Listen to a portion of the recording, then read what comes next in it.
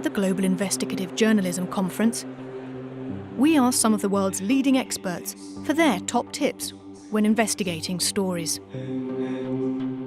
Techniques to investigate modern forms of slavery, its victims and those who profit, are essential skills.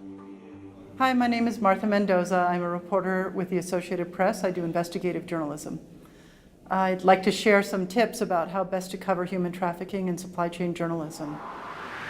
My first tip, and the most important thing I want anyone to know who's covering human trafficking, is that the victims of human trafficking have been greatly traumatized, and you have to be very sensitive in how you interview them and how you portray them in your reporting. These are people who have been exploited, and if you think about it, a journalist who wants to make a racy story might just be re-exploiting somebody, and it's never going to be okay. Really specifically, you want to have somebody who has perhaps a social worker or a close friend be the first one to approach and make sure that it's okay for them to even speak with the journalist. So to ask the permission, don't go directly to them. If you can have somebody who they trust and know already, make that request. When you interview them, let them take the lead on answering the questions. They may seem forgetful.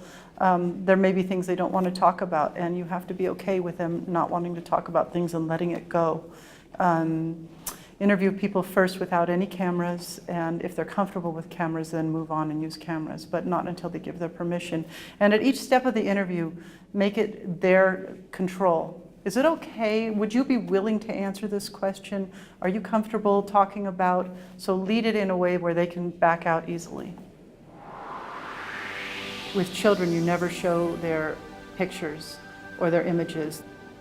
They don't have the maturity or the understanding to give a consent that they want their images used, and that could remain in the digital world for the rest of their lives. So if you interview children who are victims of human trafficking, don't use their images. You can go from eyes up, or just show their hands, or something else that's going to make it more clear that, that it is a child talking, but without giving away their identity.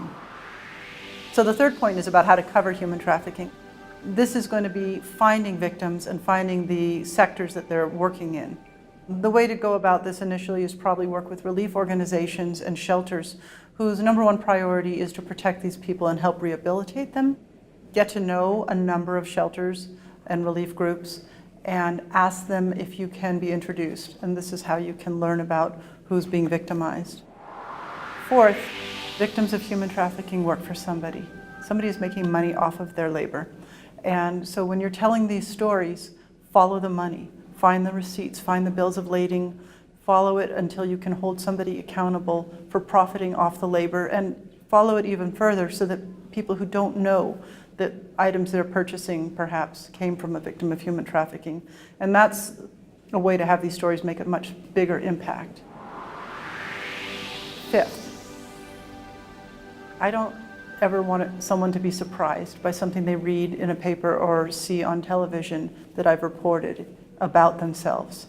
So give the people who are engaged at any level of this, including the people who perhaps are what we would call slavers, give them every opportunity to make an engaged and informed response to your reporting. Give them enough time and approach them in a way that they understand what it is that's going to be published, so that you can be truly fair in your journalism. My single most important tip for how to get into covering human trafficking is to work with and get to know relief organizations and shelters for victims of human trafficking. That's where you're going to find people who have been through this harrowing ordeal and can describe it for you, and also how you can learn about what sectors and what areas this is happening in, often being pointed directly to companies or manufacturers or other people who would be exploiting people in this way. I have learned a lot about how to cover human trafficking, and these 5 tips that I've come up with come from a particular project that it took more than a year to work on. For about 18 months working with colleagues, we covered a story that began with men who were enslaved on an island in Indonesia. They were literally being held in cages. These were fishermen who had been forced to live on boats at sea for between 1 to 22 years. Not being paid, not seeing their families, in many cases being beaten. And what we did was we identified them, we interviewed them on this island, and then we followed their fish into port and through the supply chains all the way back to American restaurants and dining tables. The story took a very long time and a lot of effort to report, but in the end, 2,000 men are freed because of the work.